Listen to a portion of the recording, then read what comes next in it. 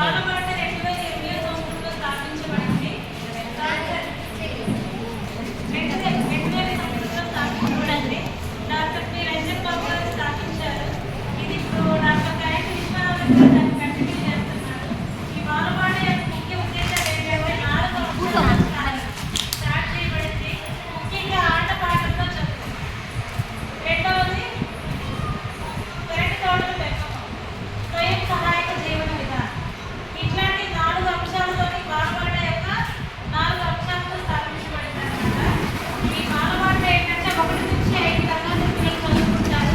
వాళ్ళకి ఉచితంగా బడ్జెట్ ఇచ్చి గవర్నమెంట్ ప్రొవైడ్ చేసినటువంటి గురుకుల పాఠశాలలో వాళ్ళకి అప్లికేషన్స్ పెట్టించి కస్టమర్స్కి నూతన వస్త్రాలు ఇవ్వాలని చెప్పేసి సంస్థ యొక్క నిర్ణయం తీసుకుంది. కానీ దురదృష్టవశాత్తు మనం ఒక గొప్ప మేడం గానే గుంటూరు డిస్టిక్లో డిప్యూటీ డైరెక్టర్ యశ్వంతం గారు చనిపోయారు. అందువల్ల లేట్ అయిపోయింది.